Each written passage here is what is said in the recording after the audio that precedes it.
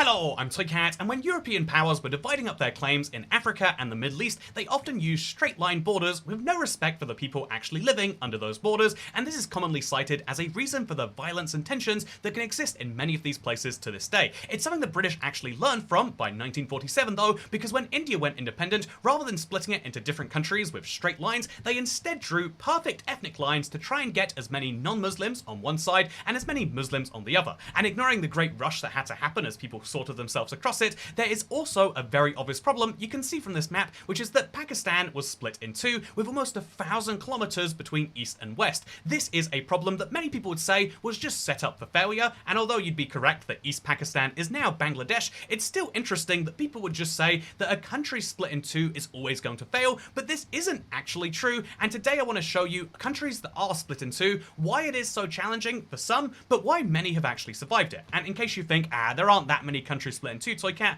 well, obviously there's Malaysia, there's Malaya, and then there's the Shia part of it on Borneo over here. Then there's Brunei, which interestingly is split in half by the Shia part of Malaysia. And then, of course, as well as this, we've got, I think, Bosnia is famous for asking Croatia if it can have access to the coast, and Croatia says no. But actually, Croatia said yes for the tiniest bit here, which means that Croatia is split in two as well. The same situation with Angola and Dr. Congo, and even the most famous, perhaps the most powerful country in the world right now, the United States, is actually split into three parts. There's, if we talk about just the states and not the territories in DC, there's 48 states connected together, and then there's Hawaii chilling in the ocean, and then there's Alaska, which is closer to Russia and Canada. Indeed, it's quite a lot in the news these days, but Alaska is not doomed to fail. It's not just accepted that at some point there'll be Alaskan independence, except for amongst a few fringe Alaskan groups. One day that logically could happen, but people don't accept and people don't expect the fact that just because you have to drive through another country to get to it, that Alaska is any less American than any of the other states, and this is proof that you don't immediately fail just by being split in two. It can cause difficulties, even for countries that are barely split in two. I mean, like Panama, it's arguably North and South America. If you look at Turkey, it's arguably split into Europe and Asia, and if you look at Egypt, it's split into Africa and Asia as well. And it's not that these countries are massively ungovernable, but there are some downsides. I mean, with Egypt most famously, have you ever looked at a map of countries that recognize Israel? It's 163 of 193 UN member states, and ignoring the common trend that all of these other countries have in common, you can see that really it looks like Egypt shouldn't recognize them too, but noticeably they do. Why is that the case? Is it because Egypt has worked out that it's better to deal with a country than to try and pretend it doesn't exist and act like that makes your problems go away? Fun fact, that's what Pakistan does. It says on their passport, this passport is valid for every country besides Israel. But no, the reason is not anything fun like that, but instead because Egypt, being split in two, actually managed to be occupied by Israel for most of a decade during the war in the 60s, and they agreed to hand that territory back for, amongst other things, like access to the Suez Canal, getting this piece of their land. Being separated makes you an easier military target, and even if you don't have Israel next door, which Pakistan doesn't, and it's still managed to be split in two, it means that that military action can easier come from within. What actually happened in Pakistan is fascinating. The reason that it split is because they had this election in 1970.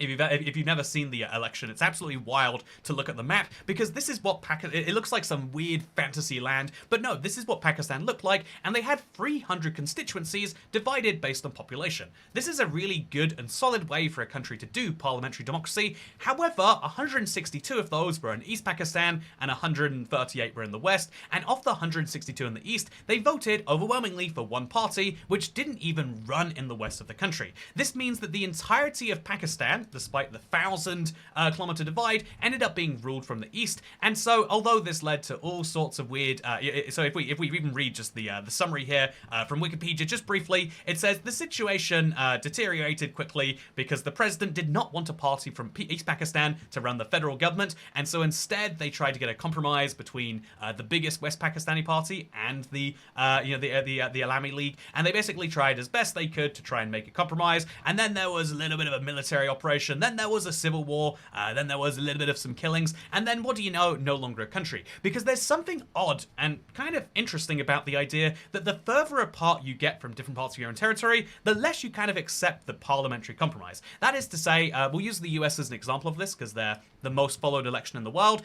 If you concede that most of the power is coming from the ruling party, then right now, you know, all of the red states get to dominate what happens in the blue states, right? And then in 4 years' time, the blue states will get to dominate what happens in the red states, and that's kind of goofy when you think about it, given the distance between them, especially if you're Alaska, but this is just a fact of life that we accept here in the UK too. Like, all of the red parts of the UK get to dominate the blue parts of the UK right now, and in Mexico it's true that the red parts of the country, actually, it looks like they're all red, I think. But they all get to dominate what's happening in the one part that didn't vote red, because this is just how parliamentary democracy works, or how any representative democracy works. But it's weird when it's fact that people who live very far away, who vote for very different politicians you can't vote for, end up getting to rule what happens where you are. This is something which is seen as less true in contiguous countries, and I think this is also best pointed about when we talk about genocide. In last week's video, I spoke about how the Maori who came to New Zealand actually killed another group of Polynesians who were there before them,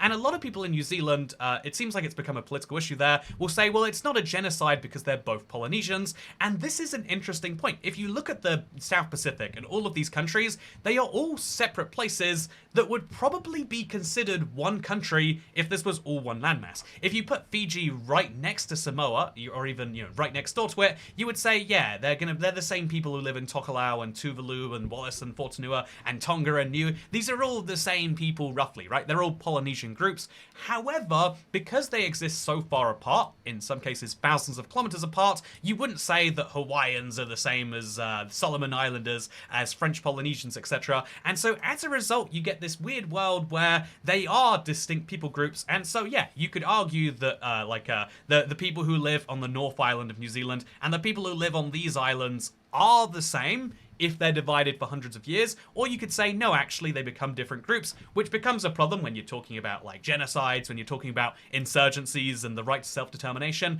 But also, interestingly, let's use a more direct example. In France, there is a region of the country that is much closer to the UK in terms of culture, like at least Celtic UK, and that is to say it's called Brittany. That really is the name for this region of France. And then between Brittany and Paris, the current ruling capital, slowly you get less Breton and more like default French, Parisian, let's say. And the same is true for the Occitan or for the Basque country. There are lots of regions of France that did have their own natural languages, but it was kind of seen as fine to, like, wipe these out more or less by force or not, and in a way that it just isn't considered acceptable. If the French were to go to another part of their territory, outside of La Hexagone, in French Polynesia or in French Guiana, if they were to try and wipe out those languages and say that you are just French, there is nothing about that, there's something about the world that says, ooh, that's different. And a great example of this is the fact that China has many people groups from many different parts of the world in their country, and of those different peoples, many speak different languages,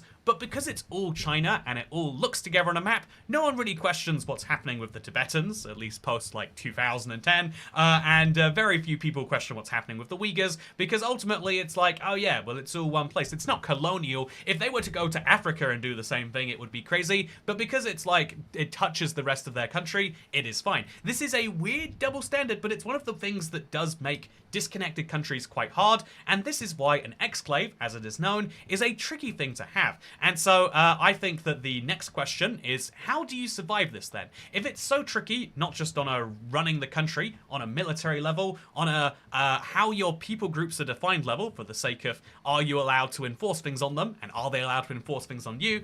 I think there's also then the question of, how does any country survive this? And I think if we look to the UK as an example, I'll use two examples, the UK and Brunei. The UK survives this by broadly allowing the part of our country, again, ignoring all the other parts that are separated, they get basically full self-governance, but Northern Ireland is a full part of the UK that sends its people to our parliament, and obviously this is a little bit tricky, but basically the way we get around it, or have in the post-90s compromise, is that Northern Ireland gets to do a lot of its own things. To show you a couple that I easily can on Google Maps, if you go to any train station in the UK, instead of just having a generic train station icon, you get this fun little National Rail one. Here's Stoke-on-Trent's train station, where you can learn about which train services from which companies operate there. They're all, if only temporarily, they're all private-ish companies in the UK that operate our rails, but in Northern Ireland, they never were on national rail. They're on a separate rail gauge, and so it's operated by Translink, a government operator, like how most countries do their rail. And so what services can we catch there? Oh yeah, it's the train lines to Derry and Bangor. It's all government-run train services, and so similarly, driving is different in Northern Ireland. I learned fairly recently that once you pass your test there, you can't drive on a motorway for a year, and you can't go above 45 miles per hour, which means if you do go on a road where the speed limit is 70, you have to go 25 miles per hour below the speed of traffic, even if you're in the rest of the UK, which means that you have to be a massive hazard. I think that's like a crazy driving law, but Northern Ireland does Northern Ireland things. In Northern Ireland, you're entitled to a British passport or an Irish one. And, and there's a lot of history that dictates this too, but if we go with a much further afield example, look at Brunei. They have a different solution. There isn't a huge ethnic history, there's no terror history or anything, but Brunei does recognize that they're separated from the other part of their country by a bit of Malaysia. What's the solution? Well, it's actually quite fun in my opinion. They built a giant highway. This opened in 2020. They built a giant highway over the sea between the two. It's named after one of the founding presidents, and it's a 4-lane highway. Does it need to be? I mean, looking at the traffic levels from September 2022, I'm not too sure. But yeah, this is something that Brunei has done, and to a lesser extent, actually, Malaysia has done too. One of my favorite things to look into was the Pan-Borneo Highway. You ever go down a rabbit hole that just lasts like, 30 minutes too long and you wonder what's happening? I looked into the Pan-Borneo Highway, and it was fascinating to learn that, yeah, Sarawak and Sabah both had to build these giant highways to make sure they were connected to each other and make that therefore easier to connect in general, but they had to spend way more money in Sabah because even though they both had a highway there before, the lanes were much wider on the Sarawak side. And is any of this information valuable for learning why countries are split in two? Nope, but it's in my brain now, and I guess it's in yours as well. But yeah, there is a major highway going across Borneo now, which is actually pretty cool when you look into it. Given that I would like to just point out, if we're going on a tangent of a tangent of a tangent anyway, I was recently in Cebu, as you'll know, my 59th country, and while I was in Cebu, I went on the major highway to get to the south of the island, and this is what the major highway looks like after you leave the city. You're going down it, and it's like, oh, okay, actually, this is 2 lanes each way, even if it's connected, but you leave the city and you go to like San Fernando or whatever, and it's like, oh yeah, the 4-lane highway becomes a 2-lane highway with lanes that just kind of randomly start and end. So like, I guess it's for parking and for fruit stalls and stuff. And also everyone drives in the middle of the road at all times because it's like so poor on both sides. This is a problem. It looks like it's a 4-lane road, and then all of a sudden you'll be driving and like, oh no, this isn't a 4th lane. This is where you repair your trucks or something. Very, very interesting in my opinion. And now you know about it too. Roads, aren't they a fun diversion for this video? Anyway though, so now I think that we know about how countries survive it. The simple explanations are that, okay, you either give a huge amount of autonomy. Arguably, this is what the state system allows Hawaii and Alaska to do. They have a decent degree of autonomy from the mainland in most things besides federal taxes. This is arguably what Northern Ireland has in quite a few different areas.